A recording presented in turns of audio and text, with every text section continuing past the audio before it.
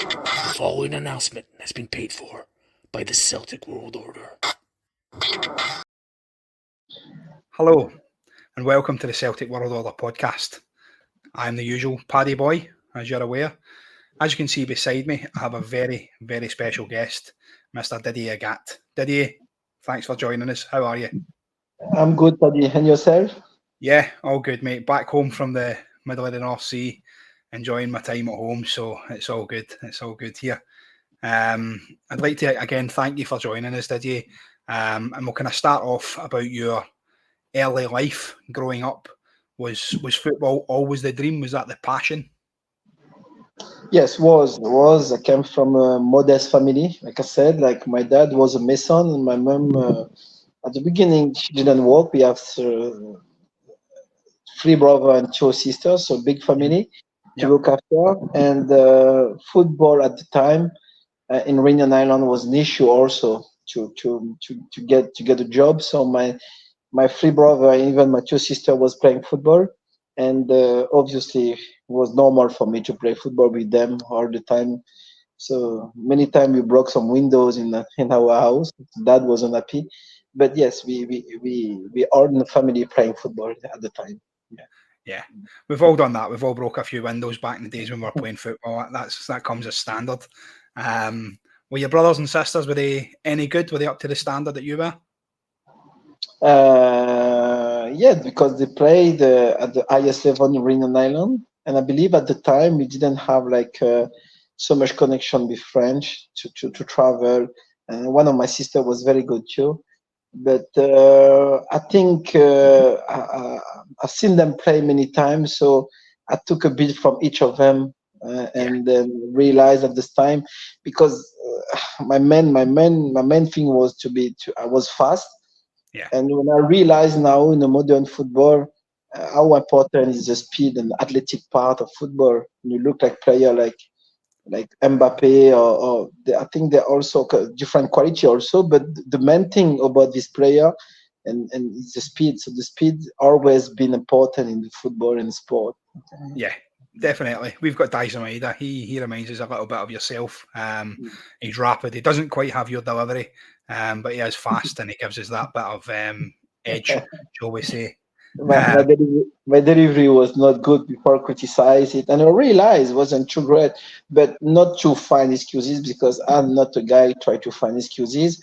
But honestly, and Disney didn't help me so much about this, but and I never said it because I didn't want to think people like try to find excuse about the crossing, but my knee play a big part of it, to be honest with you. Now I finished 20 years after, I can say if I had a better knee, maybe I would be a different player.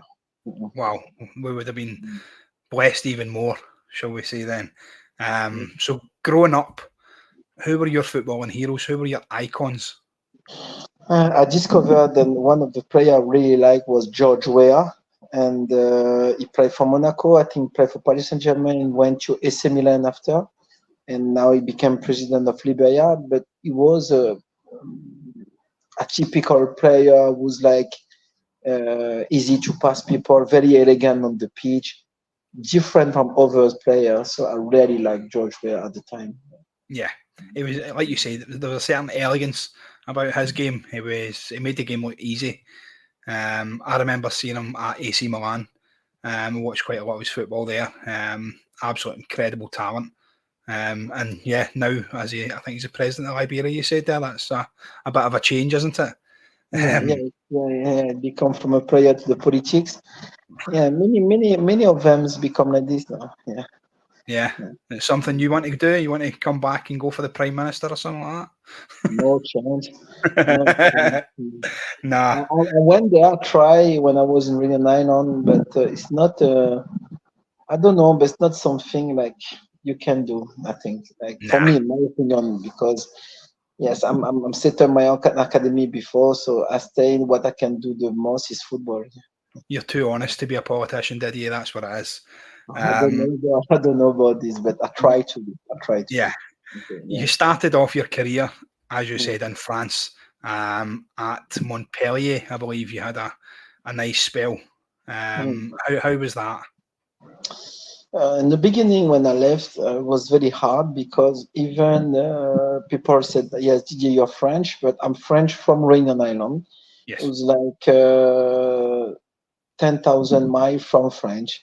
So the culture is already different because we talk Creole in Réunion Island, we eat differently, and everything was different. So arrived there the first years was very difficult for me. I was crying every night. My mom called me every day. She at the time she bought like a card and called me every night, but it was very hard for me. Yeah. And I realized and I learned the job there because you woke up early in the morning, you're cleaning the bathroom or the toilet or the stairs at 6 o'clock, go back to school at 7:30, come back, train 2 times a day for 7 years. But the most important thing I learned is about like the relation about what at the time I calling friend. So they don't really have friend in this job. Like because every year the coach called all of us and said, okay, you're good, you stay, you're not good, you go. So you realize it was like mm, proper jobs, not like fun games anymore, like in Marine Island. And I learned that from the youth academy, and mentally make me stronger every year because I was quite soft. I think I was very shy, Yeah. and I was also a player who was thinking like football is not a job. It's like you can enjoy it, but when it became a job, you become more professional, and obviously you realize all these years I was teaching to be just to win the game, how to win the game. That's it. Okay. Yeah, Yeah. I get that. I understand that. Obviously, we look at football as a game, as a hobby that we enjoy. But when it's your job, then there's a certain element of pressure there. And at Montpellier, it seems to have been like you. I think you're trying to get to. It was a dog eat dog world. So you either you win or you're out. It's as simple as that. So that's quite a good insight actually. You did have a few problems as you touched on earlier there with your knee and a few injury problems. Now that obviously you're gone from football, can you tell us a little bit about that, about the ligament in your knee, your right knee, I I, believe? I didn't realize because when I was young and the training started to be intense in the youth academy because you train 2 times a day and every day, and just like I would saw my different part of my body, but I didn't realize was my knee. But when I was like about 18, 19 years old, I think the coach asked me to train with the pro, and I Mm. went there. And after the training started to be more intensive and more harder because physically I was young, but I'm training with like men and really. And then I pulled my hamstring 8 times during one season, Oof. and then it was very big tear because it was about 8 centimeters. Like, and the doctor and the physio didn't understand why because each time happened at the end of the training session, not before, but at the end. So they sent me to hospital to do blood test and everything, couldn't find anything. And then they sent me to see a professor, I remember, called Didier Maillet. And Professor Didier Maillet said to me, okay, I have a bad news for you. You cannot play football anymore because you don't have any cartilage on your right knee. So it's like really like a stage 1, 2, 3, and 4. I was in the worst stage 4. That's mean like the bone to bone, no cartilage, cannot do anything at the time. And he said, okay, only thing I have two choice. Either he go to take like a part of my bones from my hips to put on my knee, or he can just clean my knee. And I said, clean my knee because the bad news was already there. You cannot play football anymore. Imagine you are 19 years old and that is your life, and I tell you this. So I remember that night when he just cleaned my knee, and I think 2 or 3 days after I went out to the hospital, my mom sent one of my brother to see me, but she sent the wrong one because the first thing he asked me to do is just like, come on, let's go out. So we went out, we drank, and I just at the time bought a new car, and I bring him back home because about 2 or 3 o'clock in the morning, and I went by myself because I want to keep doing the party, and at like for after, and at 7 or 8 o'clock, I slept when I was driving the car, and my car totally get destroyed on the road. And Oh, that is wow. another thing happened to me because rather to go inside the big ravine, like a big, like a big edge like underneath. My car just stayed there, and my hairbag totally sprawled, and I got like powder, white powder everywhere, and I woke up. And I didn't call anyone because the road was totally empty. It's very hot in Montpellier. And suddenly, I said, like about 5 minutes after, the ambulance arrived. So I said, who called the ambulance? And he said, no, you're so lucky because 1 kilometers before was an accident, a woman make an accident. So they see me on the road and they stop. But because nobody knows me because I was youth academy and wasn't pro, but they didn't make me think for the alcohol or anything. But he said my car was totally destroyed and I was so lucky to be alive. And so I went home and I cleaned myself. I was no injury, nothing, but no cars. And at the time, I make a loan in the bank for this car. So it was a big shock for me. But yes, I think the news of the professor saying like you cannot play football anymore, I think really affect me at the time. Really, yeah. Yeah, it would do. Like you said, that was your career. It was essentially your job at that time. So, in order to be told something like that, it can either go two ways. Yes. We know what way it went for you now.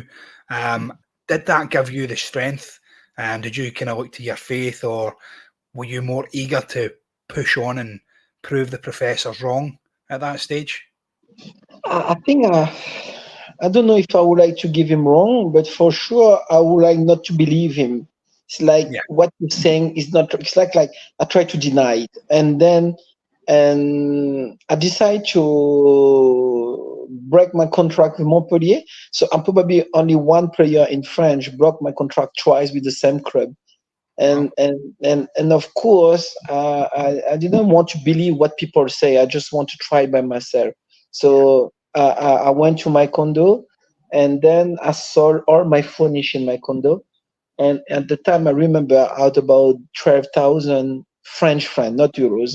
yeah. And with my friend we decided, we took a map, and that's a true story, I swear to God. We took a map and we throw cones on this map, and the cone went to England. Okay. And he said, okay, let's go to England. So he wanted to be an agent. I have nothing to lose. So we went and we drive the car. So we not no fly, we drive the car. And when we arrived in England, we slept in the car. We found a friend. He lives in Bury, and this friend said, "Okay, you can come to Bury to stay with us." And that story started like this because I didn't know nothing about life in England, nothing.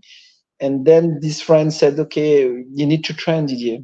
So with the money, I went to the gym every day, and for the rest, I was running. Like put one of my shoes and another shoes about 200 yards. I'm just running for about 2 hours every day until this friend come back to me and find a try for me in Stockport. And when the Stockport there, the manager said, "Okay, we want to sign you after just 45 minutes." So the next morning I came, my top was ready for the press conference. But when he asked me to do the medical visit, I fell, and he was very angry with me. I was surprised because I didn't talk English at the time, so my friend translated for me, and he was very very angry, and I was shocked. So after that, no crab anymore. So I start to realize it's going to be hard for me the medical visit, but I knew I can play. But obviously the science and the doctor will be against me because that is a proof I don't have any cartilage. But Yeah. but in the same time, I play good for 45 minutes. So and it's where when after I was in a hotel with my friend and we have no money, that's the last day we decided to leave the hotel. And again, God was here always with me because in the morning when I left this hotel, we hear the guy talking French, okay? Uh, And he was a guy come from Le Havre, and he wanted to try for Wigan. So he introduced me his agent called Phil Black, and Phil Black introduced to me to Willie McKay, like you know, and Willie said, "Okay, follow me to Scotland." Honestly, I didn't hear about Scotland. I'm from Rain Island, go to Montpellier, arrive in England, and now you ask me to go to Scotland. I said, okay. We go to Scotland. We arrived there about midnight. You wanted for me to try to model well, but also here, God's faith, the manager was in a hospital, so we went to Kilcardy. Honestly, don't ask me where I was. It was very cold, freezing. I arrived in Kilcardy at 2 o'clock in the morning. No room in the hotel, so I slept in the med room. And the next morning, I arrived in the Rest Rover, and then yes, the manager was John McVeigh. Yeah. And again, talking Scottish, don't understand anything at all, freezing. And but my faith was still here. I still believe. And then he said, like, okay, we played 4 games, we lost 4 games. We need a striker. Can you play striker? And I never played striker in my life. And I said, yeah. I said, yes, I can. So they translate for me. I said, of course I can. Okay. So it's like I don't know if he believed me, because straight away in the training session, he changed his mind. He organized a bonds game between the reserve and the first team. He put me in the reserve team, and I scored 2 goals. I surprised myself. And the Saturday, he put me on the first team, and I scored 3 goals. So the thing starts from there, because I scored 3 goals, and really Maki was happy. And start from there really, because this totally changed my career after. Yeah. Excellent. That's really good to hear. I like the story about being a striker. That kind of tickles me a little bit. Have you ever played there? Oh yes, many times. That's quite good. From Sonny Kirkcaldy, you then moved across to Edinburgh. Sorry, but if you ask me to play any position at this day, I will play. Only keeper, yeah. I will probably say no, but every position I will try it. Yeah. Of course you would.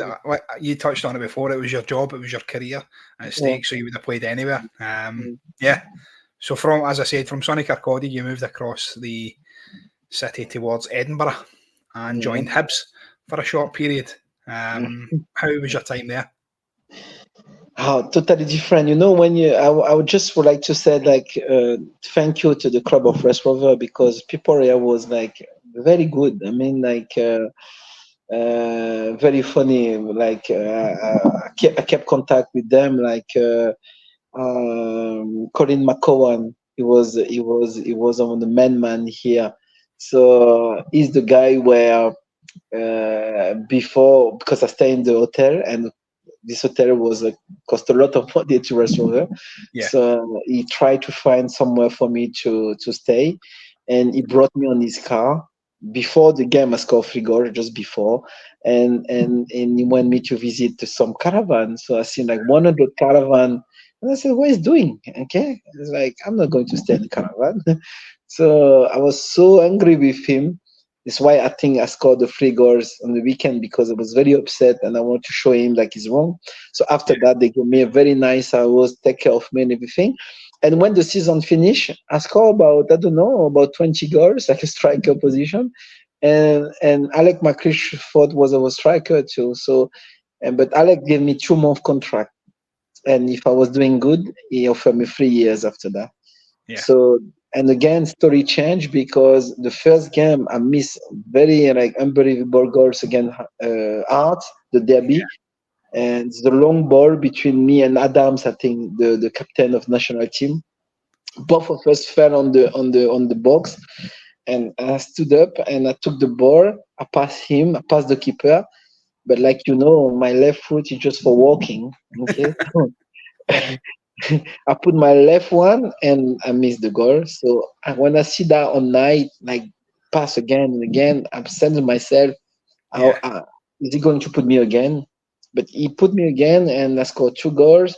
And before the deadline on 28th of August, so the deadline was the 31st, I think Martin O'Neill came to buy Rob Douglas. So it was Hibs against Dundee United. And Martin came to buy Rob Douglas, to see him play and buy it. And I scored 2 goals in this game. And I knew Martin was late for this game, so he didn't see the first game, but he saw the second goals. Sorry, not first goal, the second goals.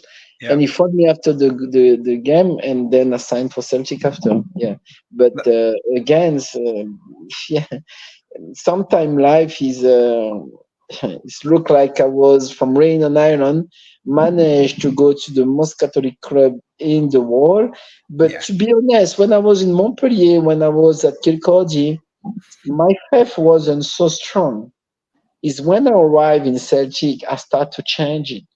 Okay, and I changed it because many things happened. I cannot tell now, but privately and in terms of spiritually, many things happened to me, and I met so many priests. Also, we became friend of myself. But yes, I realized inside the club something was different in Celtic. Yeah. Yeah. Yeah. You touched on your time at Hibs there. I remember that goal that you're talking about when you got the ball in your own half and decided to go on one of those little runs. And I think you beat about 4 players and put the ball into the back of the net. I watched that the other day. It came up on one of my timelines. An absolutely incredible goal. And obviously that was the goal that sealed your deal to Celtic. So it was under, as you said, Martin O'Neill. Your feelings at that time, obviously you touched on your faith going into a club as massive as Celtic. I seen a thing the other day and it said Celtic is a massive club, but the family is small and the family is tight. And if you've played for our club, you're part of that family. And we always remember our players and like our fans. Does that make sense? We always remember that kind of stuff. So going in there, were you aware of the size and the stature of Celtic and obviously the history of the club? No, not in the beginning. Obviously, I heard a lot about Celtic and Rangers when I was playing for West Rover, but you did not realize until you're in the club. I think even when I was in and I came, and even when I changed my contract because they offered me a very good contract, and before I signed my contract, they asked me to go to the director box by myself to sit there for about like 30, 45 minutes, and the stadium was totally empty, and I was sitting there, and I start to feel like the way of the story of Celtic. You know, this club is not the same as other club, because after I went to Aston Villa, I went to see many games. I went, honestly, it's not just words, okay, because people tend to forget sometimes that okay, give me just 2 minutes to explain this. For example, some people go to the church and some people are not going to the church, okay? So that doesn't mean good or bad, okay? But the one who's going just said yes to God, said, okay, I'm here, okay? Okay, but he also get challenged like the one who's not going, okay? But at the end of the day, we're talking about the church, okay? So when we're talking about Celtic, is made and created by a priest for a reason, okay? So obviously, spiritually, I'm not talking about football, spiritually, it's probably different. So I feel it. I felt it. I don't know about other players, but I felt it. So I felt like it's totally different because, like you said about family, and I talked to Lubo and I talked to some player about it. It's true when we're not follow the club, but you still like feel you're part of this club because maybe also our generation won many trophy and won a treble, went to the UEFA Cup against Porto.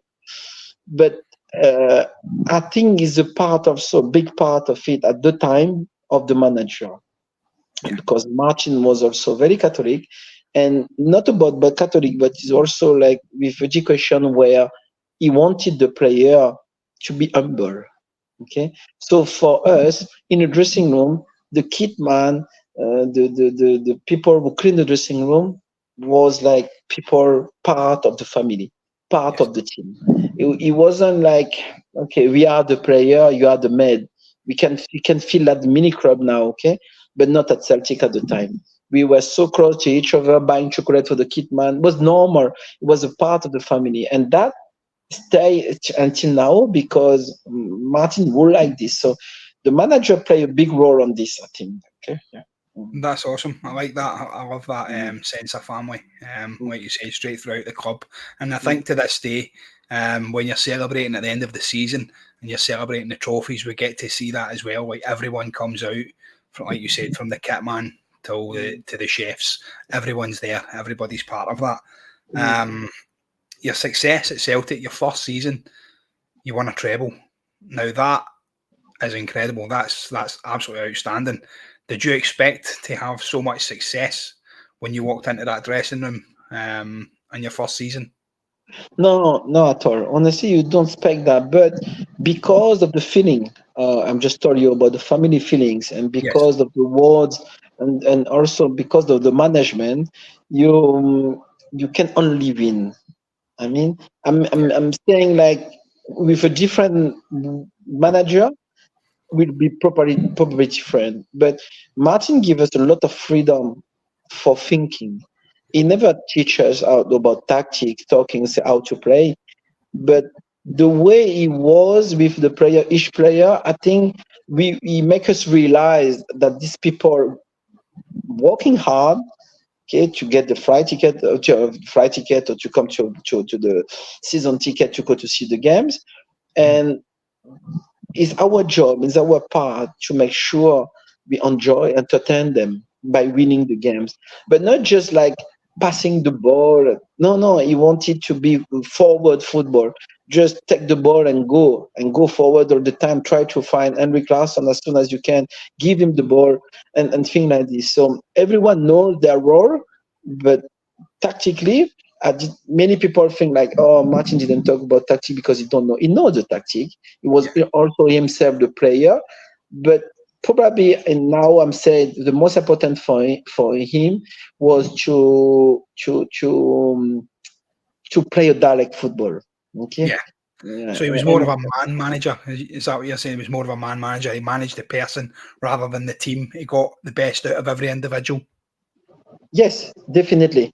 And that is something for me, the key for him, because he knows me, he knows Stilian, he knows Lubo. And when I said he knows how to talk to each player. Yeah.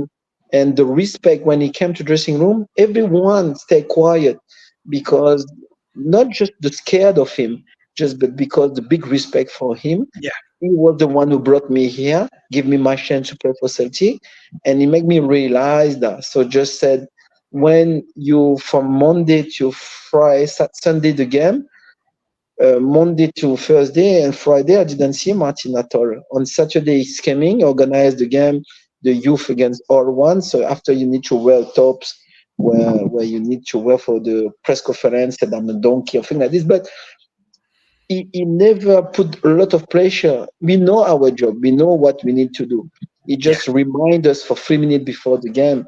And I remember against Dundee, but the dressing room was all dressing room. Wasn't like this. Okay, it was the all stadium before. And at halftime was nil 0-0, and we knew we didn't play well, but we came to the dressing room and Martin just arrived and stayed quiet. Everyone was quiet, and he said, like, you are the Celtic player, you get paid to play for Celtic. Show me that you're a Celtic player. If not, you must sit in the dressing room next door with the Dundee one. Okay. So then we realized that okay, we need to win the game.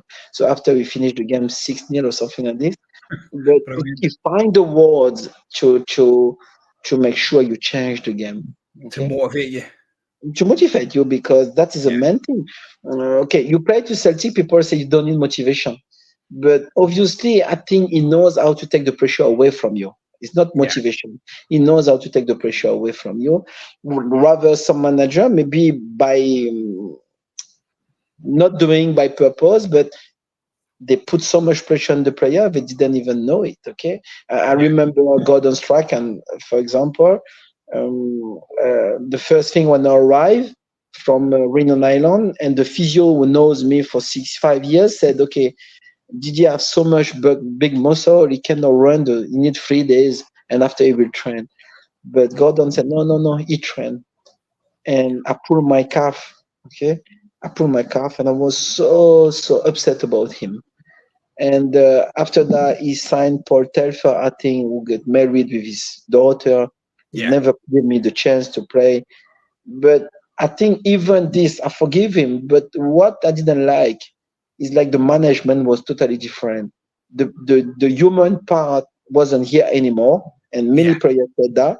And also for some Celtic fans, they said Gordon's good and blah blah. But inside the dressing room, like a player, 30 minutes to talk about tactics. And I remember when he brought the captain of Manchester United. Roy Keane. Yeah. So Roy Keane, and I was very impressed about him because it's Roy Keane, okay? So he came to Celtic and I was injured. And the first session, I was in dressing room, so they went to train. And after, I don't know, 1 hour, I see him, Roy Keane, coming back by himself in Celtic Park. And I said, I went to ask him, I said, what happened? He said the training session was shit, like this, okay? And like I said, wow, okay, he didn't enjoy the session. But that will never happen with Martin. Martin is not he makes sure every session you enjoy, play games, like, and they build the kind of spirit to win the game, to go forward and to be direct football. But it's a totally different management from Gordon to Martin. And I think many players from Martin left at the time because we didn't enjoy the games. Okay. Oh wow, that's a really really good insight actually.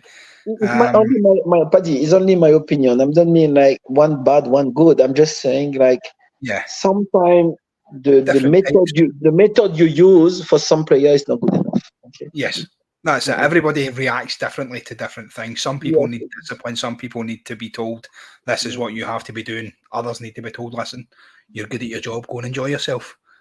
I get that. That's a great way of looking at it. We touched on your success. Yeah, At but Celtic. when you play for Celtic in front of 67,000 fans, Yeah, obviously the pressure is high for the player. So I think Martin was right to try to make us understand that the fan want the best from you. That's it. Okay. well, that's it. Yeah. Exactly. We expect to win every week. We get that. We understand, and we're very critical of Celtic. However, what you give is what you get in return. So if you do well for us, you will get that back in return.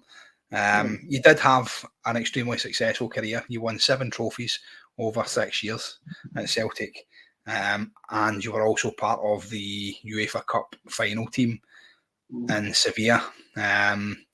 During that run, is there any games that jump out at you as performance-wise that you thought you had to really be there, you had to dig in and actually get through it all? Was there a belief in the squad at that time?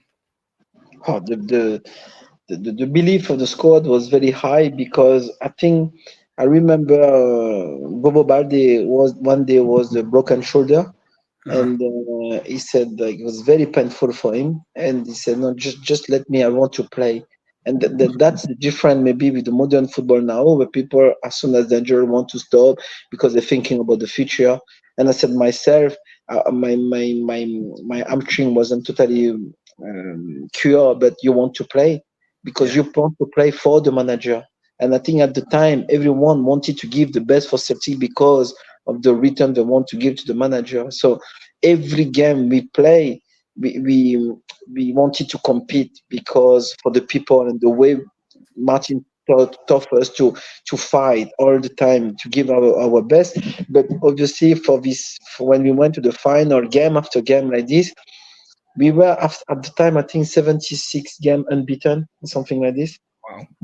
Okay, and that show you the power of the player at Celtic Park, because the fan represent really something for us. Like we really care about the fans. I mean, until now, when you're talking about Celtic fan, and I'm not saying that with you to make myself feel good.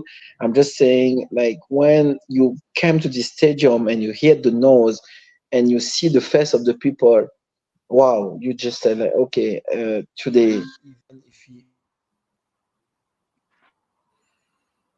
lose the game or something, I want to give 100% for the fan, and maybe the fan don't feel that when the player pass the ball back, lateral ball back again, because what Celtic fan wants, is to maybe pass people, cross, beat people, shoot. They want a thing like this because they want the team to be forward all the time. And you need to understand that if you go to another country, maybe it's different. When I was at Aston Villa, it was totally different. But at Celtic Park, I think this forward football, attacking football, is very important, very, very important for the fan. And you cannot afford just to be a boring football. We are in Scotland, and Celtic should dominate the football from 0 to 90 minutes. As soon as the game starts, the fans should feel like, okay, the power of Celtic Football Club, not just a team who's playing just good football by passing the ball. They want people who be like Bobby Peta, Alan Thompson, myself, many Yeah, players like this going forward. And at the time, we have a top striker called Henrik Larsson. We have some great personality like Chris Sutton or John Hartson. So also imagine in each day going to dressing room. I never enjoyed my life like when I was in Celtic like a player because I was so happy to go to work. But at the end wasn't a work because you met your friend in dressing room. And the dressing room was so funny. Every day you have something, either they pee in an ice bath, either they cut your trousers. Either we were very childish, but very fun. And until now, I think when you meet this kind of player, we still friends because we were successful together, but we were also very friends outside of football. Okay, and that is the difference. And I think that is the first job for the manager to make sure the player love each other, yeah, and then they learn to love the club and their fan. Okay, but if the manager want to show off how good I am, I think he's going the wrong way in Celtic Park. Okay. yeah. That's a pretty awesome way of looking at it. You touched on a few things there. Obviously, you worked with so many incredible players. Um, who was the who was the main person in that dressing room who other than Martin O'Neill, obviously you've told us about Martin, who were the players who you looked up to, other than Henrik? Henrik's an easy answer. I don't want Henrik. Mm-hmm. Um, the players who you looked up to, and who were the jokers, like you said, the guys who used to cut the legs out your trousers and stuff. I think honestly to you, I think everyone have a different personality, but adapt very well inside the team. Because we have like Neil Lennon, who's like, Yeah, okay, can arrive one day very bad mood, another day totally different. Okay, you have like Alan Thompson also. Okay, yeah, Sam Lenny, I think, but a bit more like he need to be with Chris Sutton all the time. And I was with Bobo and Momo Silla because we were French, and Lubo because yeah, talk French too. But you have Chris, obviously, he was like the main man there. I think Chris, like, because he controlled the dressing room, to be fair. But he's a guy where we also need to talk to the manager. He can go forward and talk, okay? But yes, I think many personality in dressing room. Also, Stilian was a big personality. Okay, but Jackie McManara or Paul Lambert, the Scottish one. But I think the mix about everyone make us understand. Like we never been like, oh, I don't like him. I never hear that. Oh, I don't like this. No, it was all together, and we win together and we lose together. But at the end, we're talking about professional player here who's like just get contract, get good money. But we didn't think about money. We just play because we enjoy the games. Okay, yeah. that's really cool. Um, in your time in Glasgow, as I said, you had 6 years in the fishbowl, as we like to call it in Glasgow. There's two main teams. You've got Celtic and the other team across the city, who we won't Mm, mention. mm. How did you find the rivalry between the two clubs? You were obviously part of some old firm derbies and stuff back in the day. Did you enjoy the games? Was there an extra sense of pressure going into them, or was that all taken away by the manager? Obviously, when we play Rangers, okay, we beat them 7 times in a row, I think. And at the time when we went to Rangers, and I know I cannot judge people easily. I know I can quite like easy person to understand things, but I feel like the lot of hatred of this game against Rangers. Like if I talk to like Celtic fan and Rangers fan, and I remember when the left back passed away. What's his name again? Rickson. Okay. Fernando Nixon, yeah. Yeah, I sent a message and everything, and okay, they appreciate it. But during my time in the game, I don't know why, but I think like I feel like a lot of hate from Rangers fan all the time. Like, and okay, if I was a Rangers player, maybe I can feel that, but I don't think Celtic was like this. Honestly, I tried to be, but I thought very difficult to play the game because it looked like everything but not a game of football for them. Okay, Yeah, and I don't know how to explain it, but for us it was a normal game with a lot of pressure. We know we need to win this game because it was more important sometimes with the Champions League game yeah. to beat them. But in oversight, I don't know why they were so hungry. And I remember one day we played against them, and I received a phone call from Jerome Bonicel. Okay, he was playing for them. I'm a French player. Uh-huh. Okay, and we used to be together for 6 or 7 years at Montpellier. So I know Jerome quite well, but he played the professional, and I was always enjoyed when I was there. But when he came to Rangers, he called me. I think one day before the game, and asked me like, "Can you slow down tomorrow?" Not to. And I said, like, "Are you crazy? Like, you cannot ask me this. I mean, like, it's Rangers. Come on. Okay, it's not like this game is the game not because it's Rangers Celtic, but now I'm a Celtic player, so I feel myself Scottish. So like I feel part of this club. I will Yeah, destroy you if I can to destroy you even this game. I will not like just like slow down nothing. No, no, cannot. Okay, and didn't talk to me after this, but uh, I never mentioned that. I never said that, but I think like he didn't realize what represent Celtic v Rangers. I think. Okay, yeah. to ask me What the this is rivalry was. impossible. Yeah, I cannot. Okay, so I played the game and we beat them, and that's it. Okay, that is the job, and that is like people are asking. Okay, every game's against them, go there and beat them. That's it. Okay, yeah. Yeah, You make that's your really life easier and your job easier, and everyone will be happy after that. exactly. You'd said after that as well. Obviously, from Celtic, you then moved back with a familiar face in Mr. Martin O'Neill. You Mm, joined him at Aston Villa. mm. The short time down there, you did say it was different from Celtic. Did you enjoy your time there? Not really. Honestly, it's totally different. The atmosphere is different. We're feeling like cold. No one talk to anyone. Yeah, And before this, I was 15 days in Arsenal because Arsenal called me. And at the time, like Fabrice Eboué was injured for African Cup Nations, so he wanted the right back. I went there with my knee, and I spent 15 days here with like Thierry Henry, wow. Bergkamp. It was a big team actually, but again, okay, the player looked very friendly on the pitch, but Aston Villa, I didn't feel that at all. Uh, and also, I don't think it's because of the Aston Villa thing. It's because of myself, my body and my knee. Everything told me like I need to stop. Like I Yeah, wanted, like the football was hand for me, so I cannot blame anyone for this. Just myself, just saying okay. But when I was in the stand to watch the game, nothing to do with Celtic. No one can cash with Celtic. It's like you cannot feel the family part of the club. Nothing. It's just like okay, people are watching the game, but they not identify themselves to the team like Celtic. No way. Okay, last time I was looking like the European Euro 2024, yeah, and I was listening to Forward Scotland, and I shared that to my Facebook to people. And I heard some also Celtic song when you play Champions League.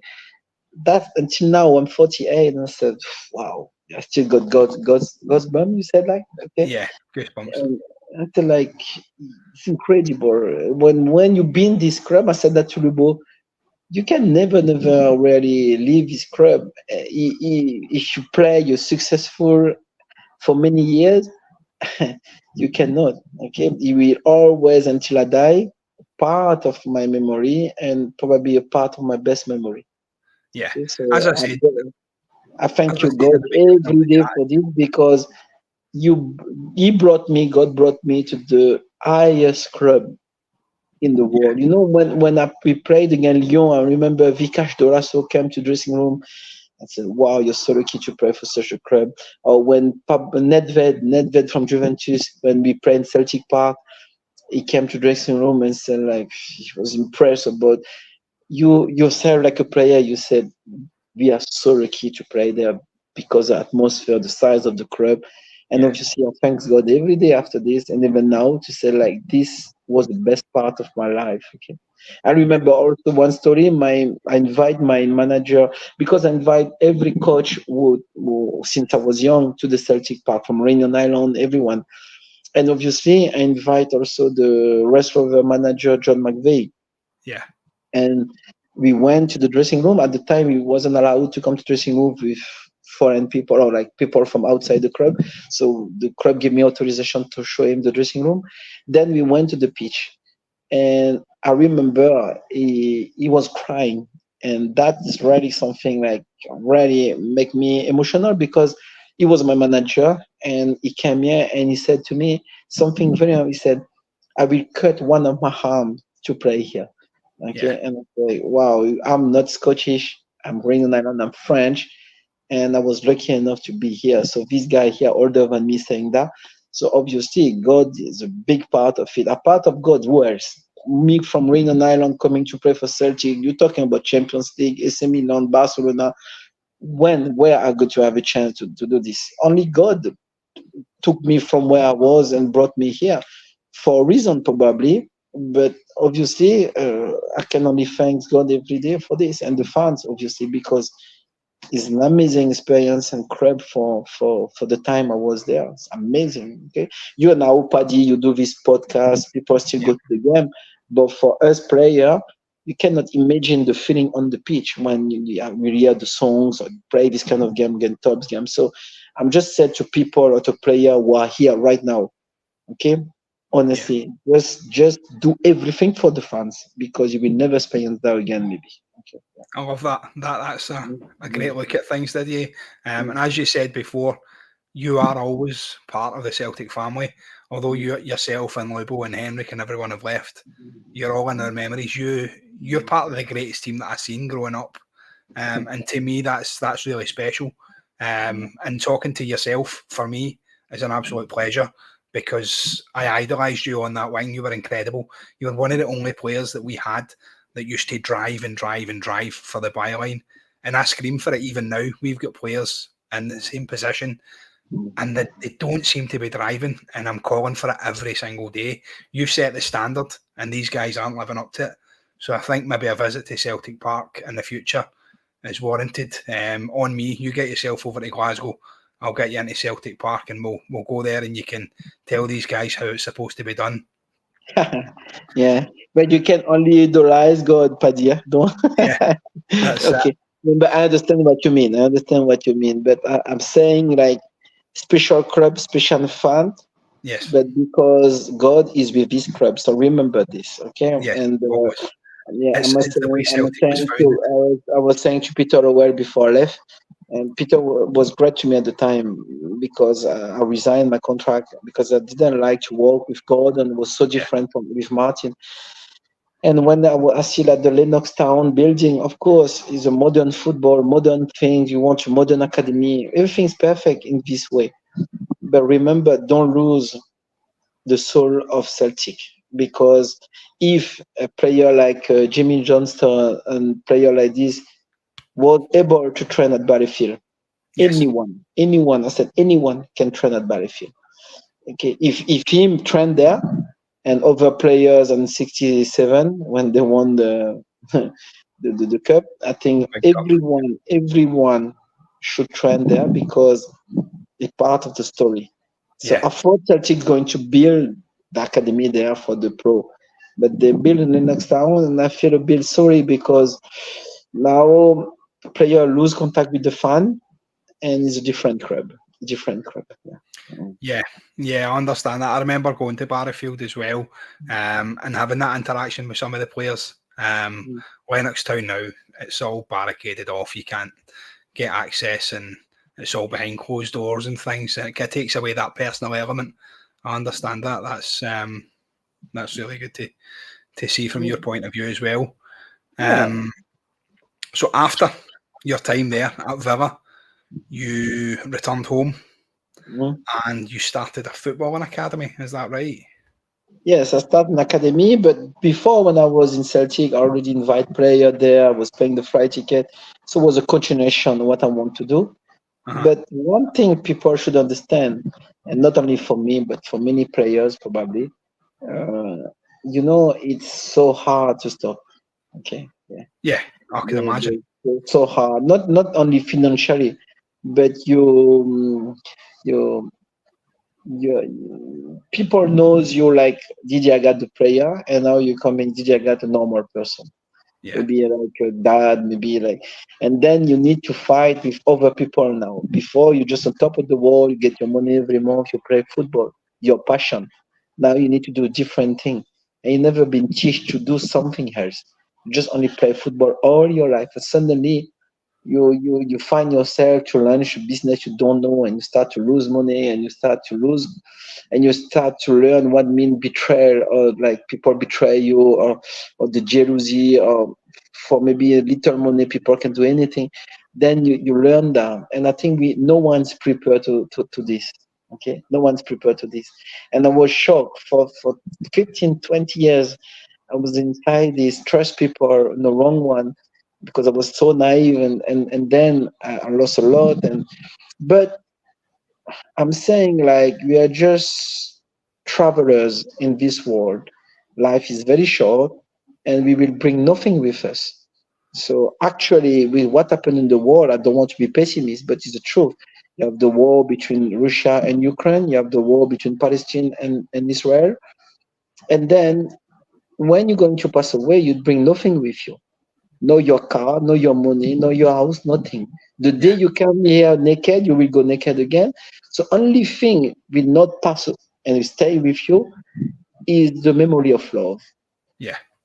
Okay, your so actions when you were here. yeah, so I said to the player, and I said, love as much as you can, because probably when we passed away, the only thing God got to ask you and me and many people, I gave you, Christian or not, I'm Muslim, don't believe, I gave you love, what you did with it. Yeah.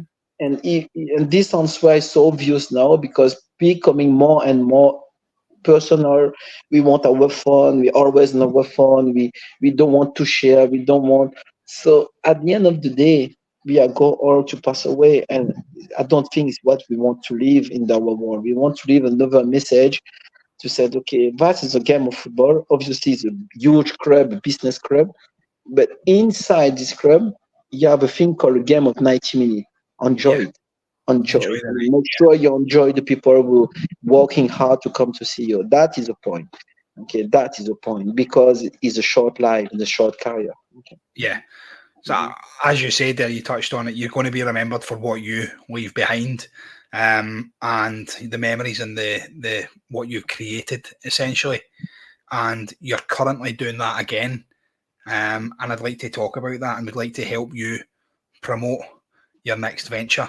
If you could go on and tell us a little bit about what you're doing out in Thailand just now.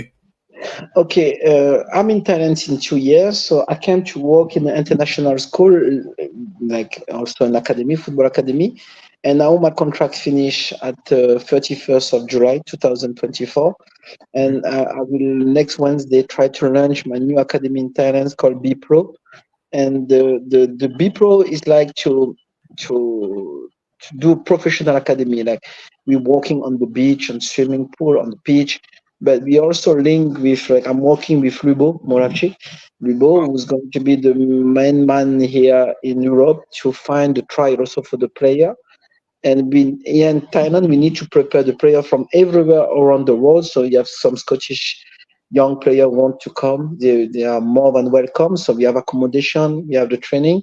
So sometimes we will try to bring like top players to come here for 10 days, and we will also do camps for the boys.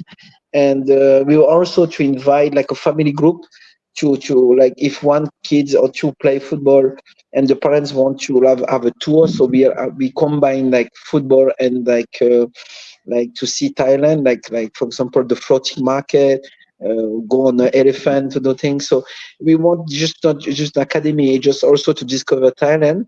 But the main thing, obviously, we have two parts. We have a group of players coming, and Palang want just them to progress. Another part was like very good player who want to go and try in Europe, so we can guarantee them the try. So we try to touch everyone in Asia, so Japan, Korea, obviously Thailand, but also Réunion Island, Madagascar, Mauritius, French, and Scotland people. And we just start, so it's going to be difficult. But everyone wants to help and to come. They are more than welcome. So we will try to promote that next week, Paddy. Okay. Excellent, and we will do everything that we can at Celtic World Order to help you do that. If you are watching us, we will be putting the details of Didier's foundation and everything going forward onto all of our social media accounts, and we'll try and push that and get that spread amongst the Celtic support. And we can only wish you the best. Yeah, the foundation is different. I think the foundation is something I would like to do a long time ago, but I have an opportunity to do it here. I want to call it like San Padre Pio Foundation. And one of the priests called here Father David, I met in Thailand. We want to create this foundation to help a lot of poor people in Thailand, especially the kids, orphans. And the kid was very good because he said, okay, if you can link with Celtic to help, perfect. If not, just remember the most important thing the kids need is the love. Okay, so if people also there want to help and come to Thailand, I'm more than happy to do it. Okay, but I put the priest inside to make sure the what people is giving is going straight away to poor people or to the kids. Okay. That's absolutely excellent. Again, the way Celtic was founded by Brother Walfred, it was built on the same foundations as what you're looking at the moment. So again, keeping in with the Celtic tradition, as always, Didier, I said it before, I'll say it again, you will remain a part of the Celtic family now and forever. We thank you again for everything that you've done for the club. And I'd just like to finish off again, mate, by saying thank you for joining us on Celtic World Order. And we wish you all the very best. Yeah. But again, I want also to thank you, Paddy, for what you're doing, because you some way you give me also some visibility for what I'm doing, and thank you so much. But also thank you to all the fans, Celtic fans, for this.